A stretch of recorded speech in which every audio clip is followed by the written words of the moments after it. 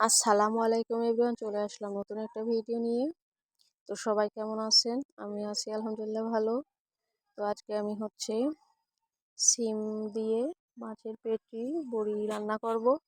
তো মজাদার হয়েছিল তরকারিটা অনেক। তো কালারটা দেখেই বুঝতে পারতেছেন অনেক সুন্দর হয়েছিল। তো দয়া করে সম্পূর্ণ ভিডিওটি লাইক দিয়ে সঙ্গেই থাকবেন ইনশাল্লাহ। এখানে বিসিওয়ালা সিম আমি রান্না করতেছি। তো সিমগুলো অনেক সুন্দর বিসি হয়েছিল।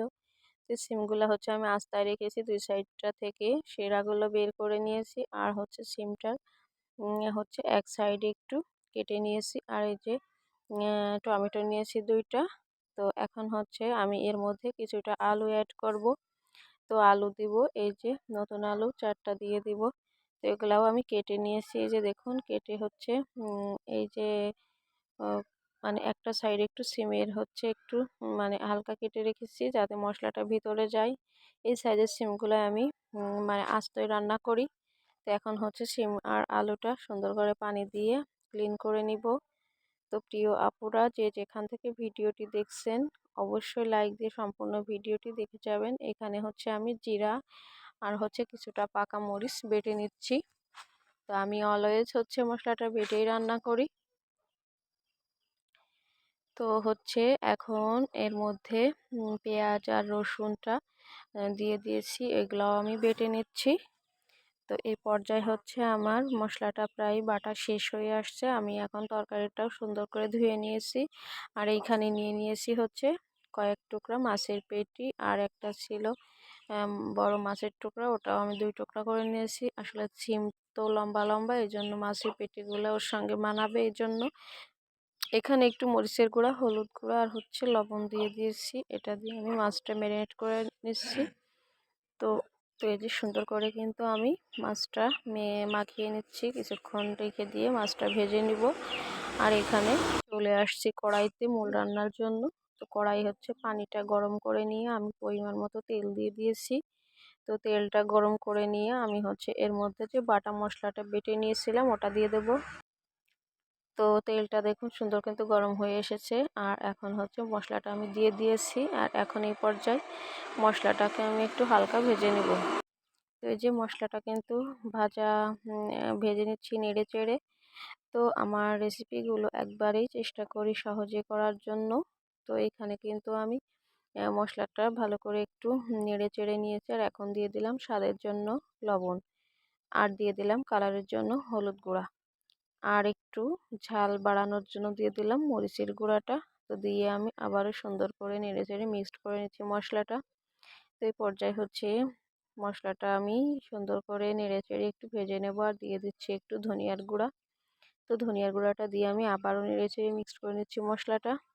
তো এই যে একটু পরিমাণে পানি দিয়ে দিচ্ছি মশলাটা কষানোর জন্য। তো এই সিজনের সিমের তরকারিটা কিন্তু রান্না করলে অনেক ভালো লাগে খেতে। আর যদি টমেটো দিয়ে বড়ি দিয়ে রান্না করা যায় তাহলে কিন্তু আরও বেশি ভালো লাগে। তো আমি সাইডের চুলাটাতে আবার একটু মাছটা ভেজে নিচ্ছি হালকা। তো দেখুন মশলাটা কিন্তু ভালো করে বলক উঠে আসছে। এই পর্যায়ে আমি আমার সবজিগুলা দিয়ে দিচ্ছি। তো এগুলা দিয়ে এখন সুন্দর করে খুন্তি দিয়ে নেড়ে চেড়ে মিক্সড করে নেব। এই যে খুন্তি দিয়ে আমি সব কিছু সুন্দরভাবে নেড়ে চেড়ে মিশিয়ে নিচ্ছি মশলার সঙ্গে আলু আর সিমটা। তো দেখুন সুন্দর করে কিন্তু একটু হালকা বলকও চলে আসছে।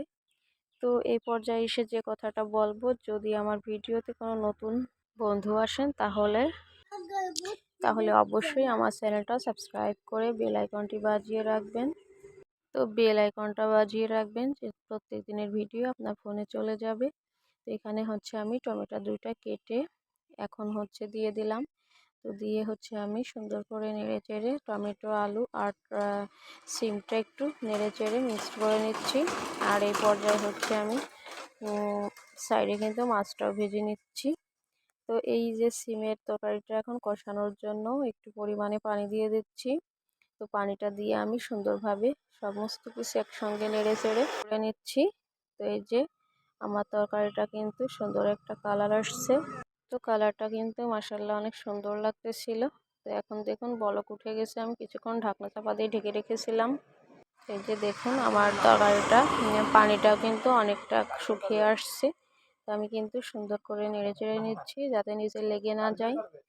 তো আমার তরকারিটা কিন্তু পুরোটাই টমেটো আর সিমগুলো বেশ ভালো করেই সিদ্ধ হয়ে আসছে। এই পর্যায়ে হচ্ছে আর কিছুক্ষণ নেড়ে এখন হচ্ছে ঝোলের পানিটা আমি দিয়ে দিচ্ছি ঝোল রাখার জন্য। তো ঝোলের পানিটা দিয়ে আমি হচ্ছে ভালো করে আবারও নেড়ে চেড়ে মিক্সড করে নিচ্ছি। তো এই পর্যায়ে যারা ভিডিওটি দেখতে দেখতে এত দূরে চলে আসছেন তাদেরকে জানাই অসংখ্য ধন্যবাদ আর আমার পক্ষ থেকে রইল অনেক ভালোবাসা। তো আমি রিকোয়েস্ট করব যারা ভিডিওটি দেখতেছেন এখনও লাইক দেননি হয়তো বা ভুলে গেছেন, দয়া করে একটা লাইক দিয়ে আমার ভিডিওটি শেয়ার অপশনে চাপ দিয়ে শেয়ার করে দিবেন। আর এখানে মাছগুলো ভেজে উঠিয়ে নিলাম আর এখন হচ্ছে আমি বড়িগুলো একটু ভেজে নিব, কারণ বড়িগুলো ভেজে না রান্না করলে কিন্তু খেতে অতটা ভালো লাগে না। তো এখন হচ্ছে আমি বড়িগুলো দেখুন একটু নেড়ে চেড়ে হালকা ব্রাউন কালার করে ভেজে নিচ্ছি। তো এই বড়ি দিয়ে তরকারি রান্না করলে আমার বাচ্চারাও পছন্দ করে, আমারও ভালো লাগে। তো চেষ্টা করি এই ধরনের তরকারিতে একটু বড়ি দেওয়ার জন্য।